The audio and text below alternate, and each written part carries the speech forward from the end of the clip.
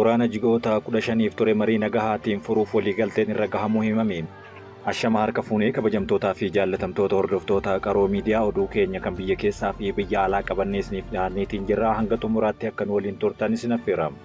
Azerbaajaan tumsa damee qonnaan Itiyoophiyaa waliin qabdu cimsuuf fedhii qabaachuu ibsite. Itiyoophiyaa fi Azerbaajaan tumsa damee qonnaa fi investimentiin qaban caalmatti guddisuuf marii irra gahaniiru.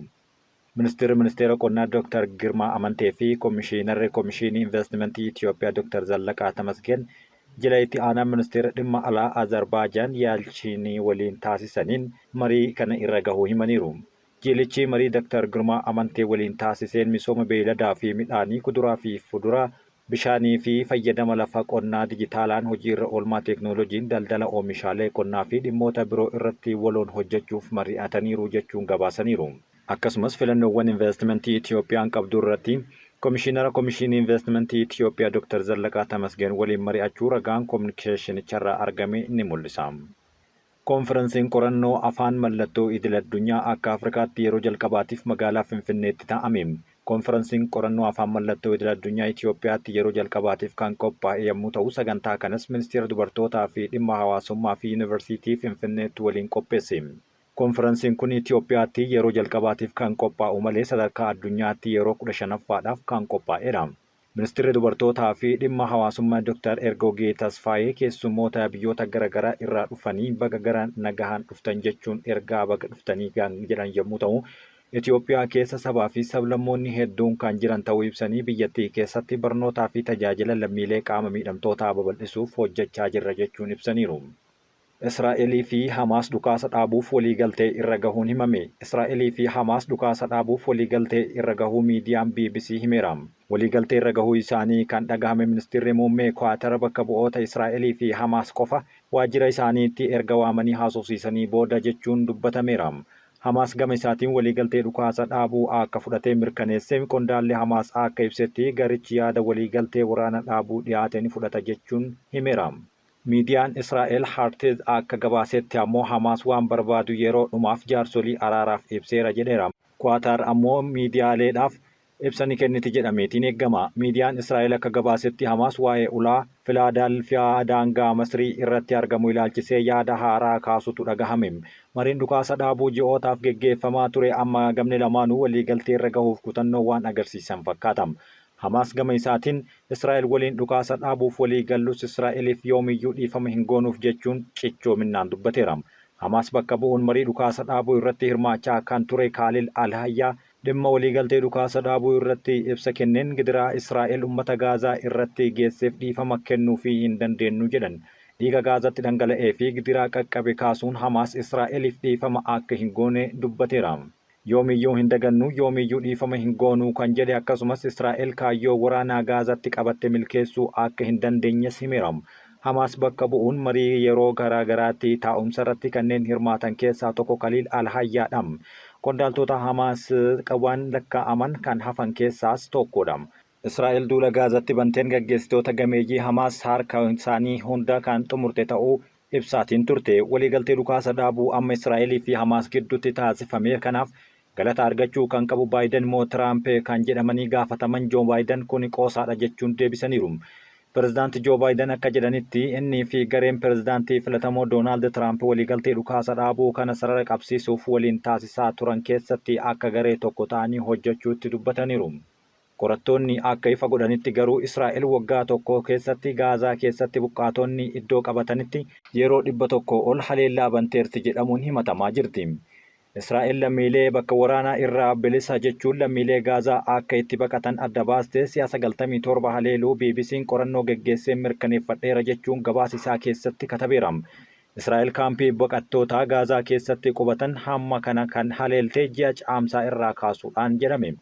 Bakki lammiileen Gaazaa akka qubatanii fi itti himte kun naannoo deeggarsi namoomaa jedhamuun kan beekamu yommuu ta'u, akkuma Israa'elii fi Hamaas gidduutti waraanni onkololeessa bara 2023 eegaleen Israa'el naannoo waraana irraa bilisaa ta'e jechuun kan adda baaste namoonni garasitti akka baqatan gochaa turteerti. Caamsaa bara 2024 keessa ammoo waraanni Israa'el bakkeewwan namoomaa jedhe kana gara kaampiiwwan kan Yuunivarsiitii Daar Albaalaa jedhamutti babal'iftee turte. Bakkeewwan namoomaa jedhamuun adda baafamanii qarqara galaana Meeditiraaniyaa irratti kan argamanii fi namoonni miliyoona tokko ol ta'an achitti dhiphatanii kan walitti heddummaatan akka jiraatan lammiileen hedduu ragaa bahaniiru. Waraanni Israa'el yaada kan hime yommuu ta'u, waraana isaa miseensa hidhattoota Hamaas bakka qubsuma namoota buqqa'anii keessa mandheeffatan irratti malee namoota nagaa irratti xiyyeeffannaa hin banne jechuunis haaleera. Itti dabaluunis Hamaas seera idil addunyaa cabsuun namoota buqqa'an gidduu dhokachuun namoota nagaa dahoo akka godhataa tures ibseera. Waraanni Gaazaa keessatti geggeeffame bu'uuraalee kan mancaase yommuu ta'u, namoonni miiliyoonaan lakkaa'aman buqqa'anii rakkoo hamaadhaaf saaxilamaniiru. Onkololeessa bara 2023 irraa eegalee hanga ammaatti ji'oota 15 keessatti namoonni 46,600 ol Gaazaa keessatti akka ajjeefamanis dubbatameera. Erga caamsaa 2024 asii ammoo naannoo namootaaf adda bahe keessatti haleellaa Israa'el geggeessitu cimee kan itti fufe yommuu ta'u, erga ji'a caamsaatii asii yoo xiqqaate haleellaa 22 geggeessuu ishee qorannoon BBC Verify jedhamu gabaaseera. Dhaabbata tola ooltummaa Norweeyaan Refugee Council jedhamu damee Gaazaatti hojjetaa kan jiru Gavin Kelleher akka ibsanitti Israa'el guyyoota haleellaa garaagaraa naannoo namoomaaf adda bahe irratti raawwataa jirti jechuun simaniiru. Israa'el haleellaa kana kan raawwattu doonii waraanaatiif dooniiwwan fe'aa fayyadamuudhaan akka ta'es ibsaniiru. Jiraattonni naannoo koriidara namoomaaf adda bahee kana keessa jiraatan kan ka'e Khalid Abdel akka dubbatetti namoonni guyyaa guyyaadhaan haleellaa Israa'eliin kan saaxilamanidha jedhaniiru. Miidiyaaleen biyya keessaa Gaazaa seenanii bilisaan akka gabaasan hin hayyamtu, yoo hayyamtes to'annoo isheetiin waraana duukaa buusteetii kan ergitu jechuunis jiraattonni naannawa san qubatan keessaa Khalid dubbateera. Israa'el naannoo namoomaa fi buqqaan adda bahe keessatti haleellaa geggeessuu ishee kan mirkaneeffate BBC'n chaanaaliiwwan miidiyaa hawaasaa lammiilee Filisxeem akkasumas chaanaaliiwwan Instaagiraamii, Telegiraamii fi humna waraanaa Israa'el wabiif fayyadameera. Gabaasaaleen haleellaa bakkeewwan namoomaaf adda bahan keessatti geggeeffaman gabaasaalee miidiyaa naannoo wajjin wal bira qabamuun dhugummaan isaa kan adda bahedha. Lakkoofsi namoota du'anii viidiyoodhaan kan waraabamee gabaafame miidiyaa hawaasaa qofaan mirkanaa'uu akka hin dandeenyes beekamaadha.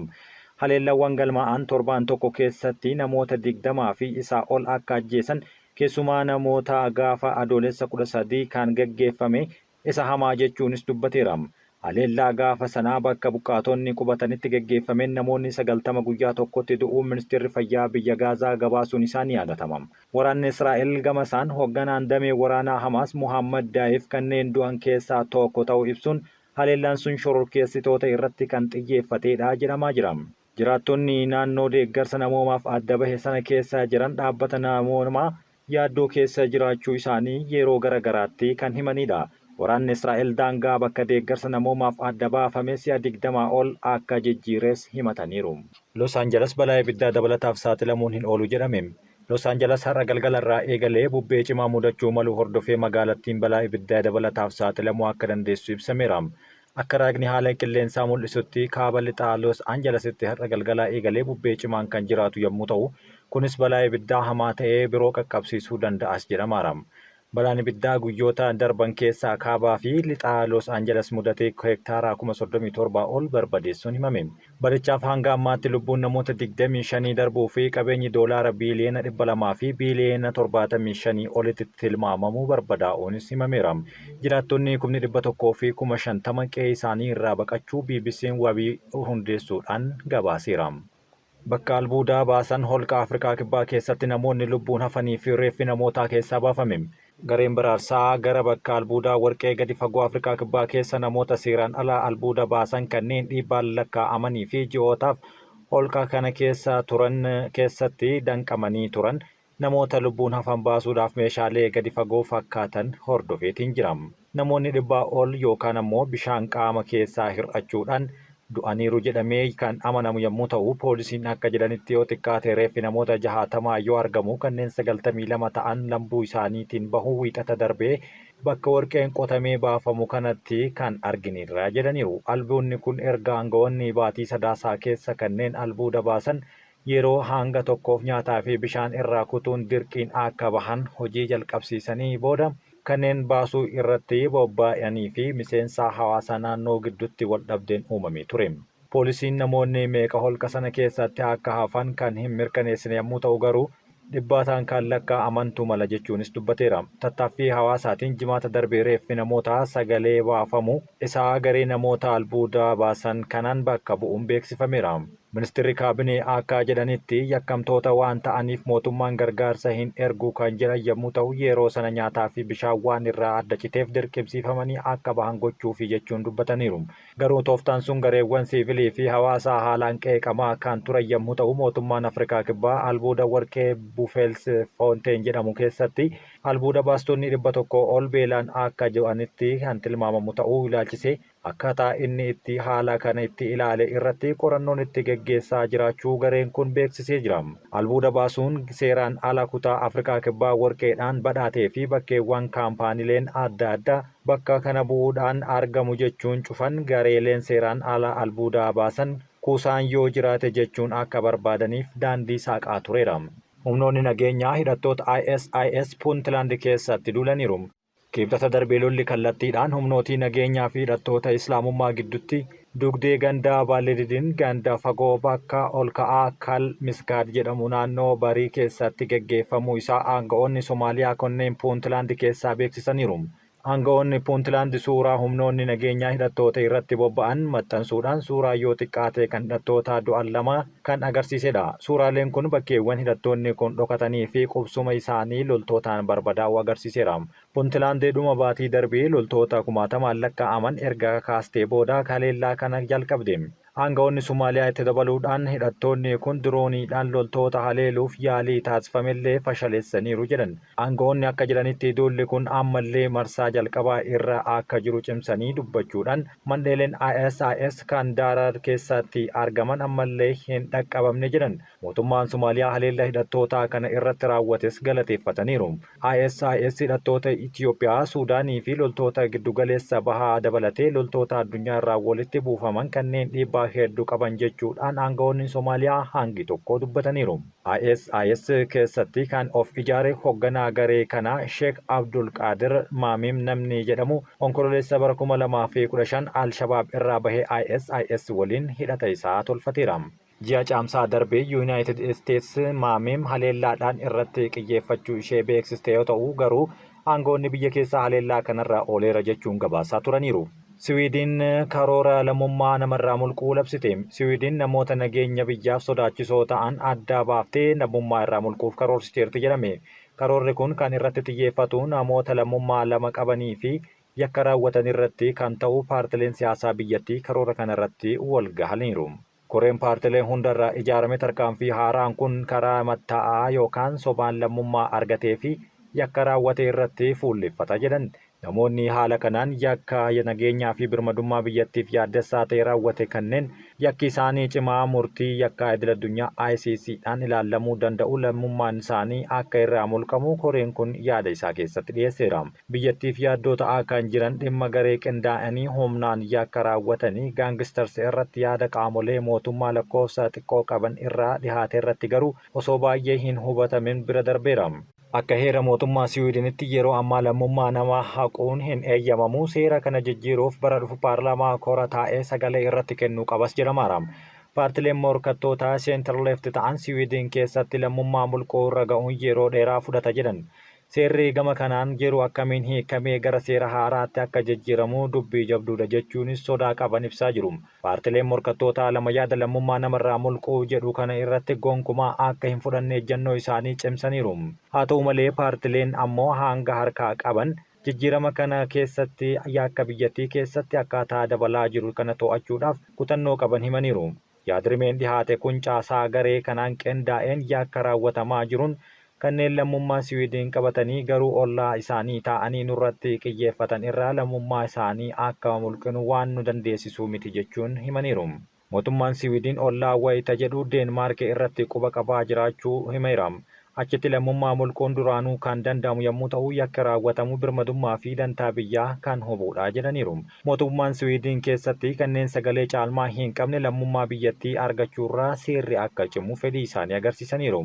Ministeerri dhimma godaantotaa Siwiidin Johan Forsell akka dubbatanitti namoonni lammummaaf iyyata galfatan 600 ta'an kanneen nageenya biyyaaf yaaddessoo ta'an ta'uu poolisiin biyyattii eereera jechuun kaasaniiru. Waxabajjii bara 2026 booda namni paaspoortii Siwiidin argachuu danda'u nama waggaa 6 biyyattii keessa jiraate ta'uu qaba. Amma dirqamni waggaa 5tti gadi bu'eera jechuun yaada kanarratti dubbataa turaniinu.